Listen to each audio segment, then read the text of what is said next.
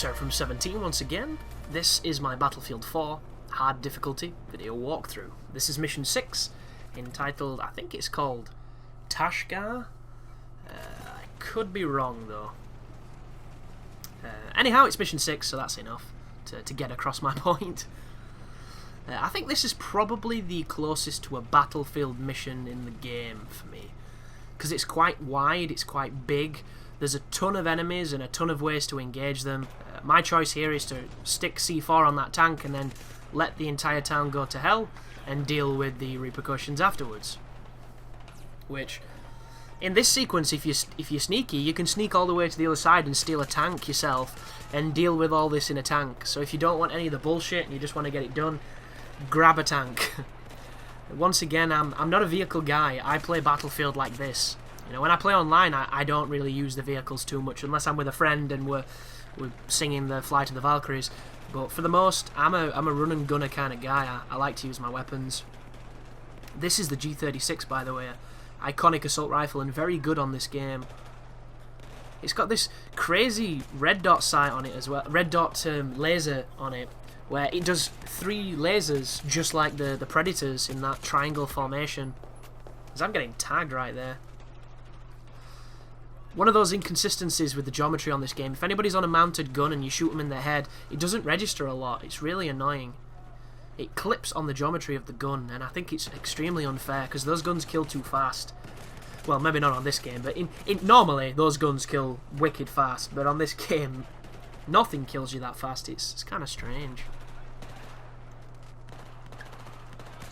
But this is a really fun level, because there's a lot of stuff happening, and not all of it is directed at you, and I like those kind of missions. One of my favourite things about Metal Gear Solid 4 is the fact you could sneak between 2 warring factions. You could completely just sneak through the battlefield as they were doing their own thing, and I thought that was a fantastic part of that game, and one of the most fully realised moments of it. But in the previous video I was speaking about boss rushes in games, and I was talking quite extensively about the end from Metal Gear Solid 3. A game I said I'd cover and I didn't, which is inexcusable really. And I might go back and do it. I'm just a little busy. But we've lost boss rushes for the most, so it seems to be a thing of the past. And one of the things we seem to be really hung up on the moment is anything that can... Ooh, did you see that then? That's a good example of something that's really bad with this game. If you didn't see it, go back and watch it a little bit slower. When I aimed down my G36, because of the way that this game renders its geometry, there are 2 versions of every surface. One version is low res, the second version is with the res applied, with the highest quality textures that they put on them. It's kind of how the Unreal Engine works, you know. The stuff that I can't see that's behind me, none of it will be rendered to the high quality. It'll all be down on maybe low poly, low resolution, and sometimes if you spin around too fast, the game doesn't generate it quick enough, so you can see it, like looking behind the curtain at a magic show. You can see the wires and you can see how it's working. And it does it with the guns, and I've never seen this before. And what happens is when you aim down sights, sometimes if you do it, well, I can't even say if you do it too fast, because how the hell do you do it too fast? It makes no sense. But the transition from the gun going center on the screen from where it was right now, sometimes the game lags a little bit and doesn't generate the proper high-res texture on it and high-res model. So you'll notice when you look down the iron sight, it's just a panel. You can't look down it, it's just a slot. And it looks awful. And then all of a sudden, you kind of see it shift, and go back to normal.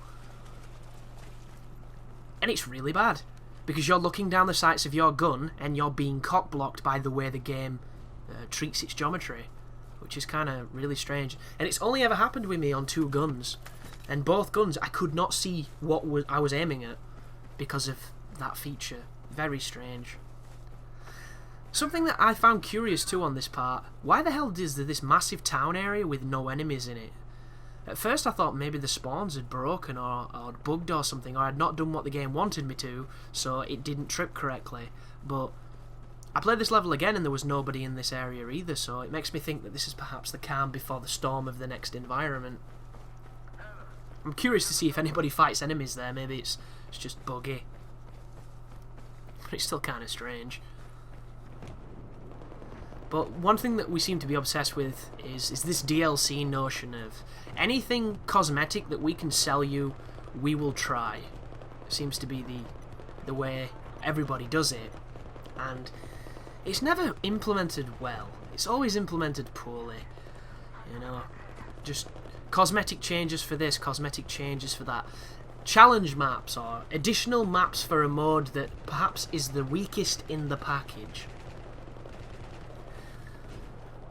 I don't know how hard it is to do these things, but it makes me think it can't be that hard. Like, one of the big ones for me is I'm currently playing Batman games because Arkham Origins came out. I covered it for a guide.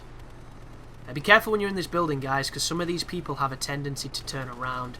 I have no idea why the game does this, but I've got a fantastic video coming of me getting owned by AI. So some folks should enjoy that one.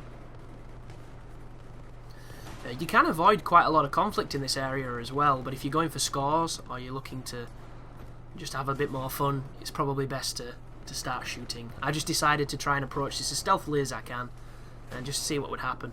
If you go back out where I came in, there's a ladder that leads you to the roof, but I was wondering what the point of this room was when there's nothing in it. There's nothing to pick up, it's just an empty room. But back on tangent. I've been playing the Batman games, and the DLC for Arkham City was characters. There was one solo story mode bit, which is great. Harley Quinn's Revenge, I enjoyed it a lot. You got to play as Robin, which was awesome. And then the other was just challenge modes. It was new characters in the same challenge environments that you did with Batman and Catwoman.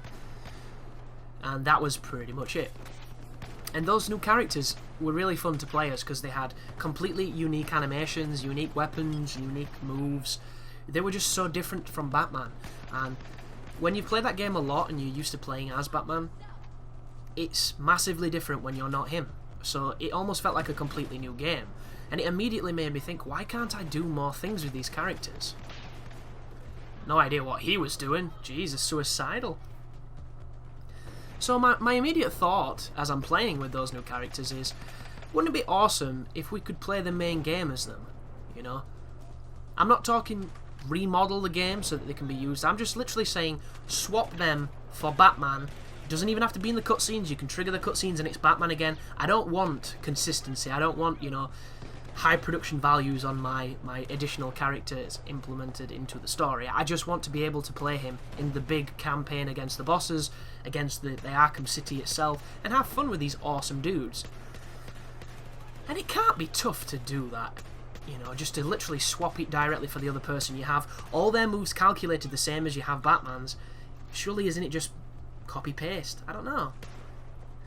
I'm ignorant in that way, but I would like that so much more than what you're presented with those challenges, because those challenges are just a condensed version of what is good about the game. The difference being is they're so selective that there's no flexibility to them. There's no going slow or taking your time. It's all or nothing. And I just think it'd be much more interesting, and it can't be that difficult, I don't think. But yet we just get these cosmetic changes. If anybody played Devil May Cry this year, Devil May Cry introduced Virgil as a playable character in DLC format, and it was a nice piece of DLC. But there was no option to play as him during Dante's campaign. And you could do that the last time Virgil was introduced. You could do the entire campaign as Virgil. You know, they released a Bloody Palace, and then you could only use Dante in it when there were two characters. Yet in Devil May Cry 3, the game that preceded this by many years, you could play as both Virgil and Dante in the Bloody Palace. You know, these feature-rich games got these successes that took away features.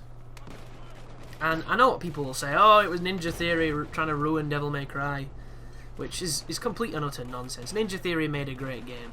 They didn't make a game as good as what Capcom would have made, but they made a great game. And it's just how it was. They took away something that could have been really good for some people, and, you know, maybe not so much for others.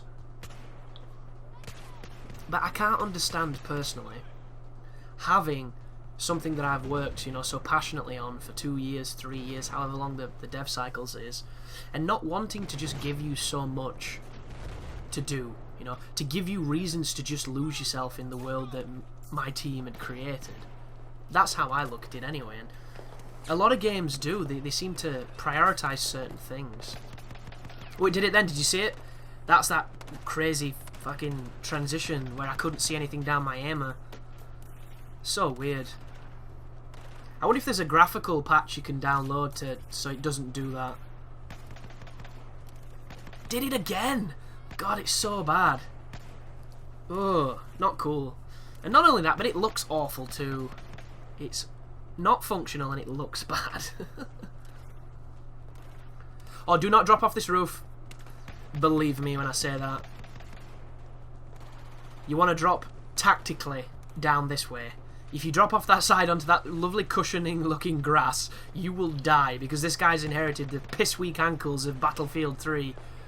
Absolute nonsense. You can go through an entire army of people with a submachine gun, but as soon as you drop off a 9-foot fall, the guy just gets insta-deathed. It's ridiculous. Maybe he's got brittle bone syndrome. I don't know. But he fell off that dam and they were fine. Goddamn. You know, make up your mind, you damn hypocrites. You can't have him dropping with all that concrete on the first level and then just dropping off a tiny gap and chipping his shin bone or something. Just weird.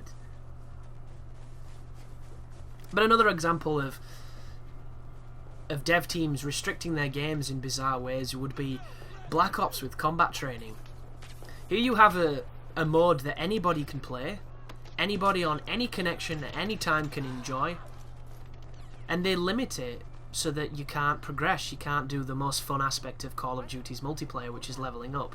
They remove it completely because they seem to think it's this vestigial bragging right that only really means anything when you're online, which is bullshit. Leveling up is leveling up regardless of whether you're online or not. It's something that keeps you coming back. It's progress. You feel like you're doing something. And they didn't let you do it, and I can understand it a little bit for that because it's online and they get a bonus from Microsoft and probably from Sony depending on how much traffic they bring to the servers. So they want everybody online, but still, you're limiting your player base who have purchased your game for the same price as everybody else, who perhaps don't have the internet that they do, that perhaps don't want to listen to a bunch of 12-year-olds cursing with racial slurs, you know, that might not have friends on and only play with friends and want to get some multiplayer action in, and they're essentially making pariahs of them. And I just think it's wrong, and I can't understand that mentality of ever willingly ostracizing your community. It's just stupid. But thank you for watching, guys. I hope the guide is helping, and you take care now.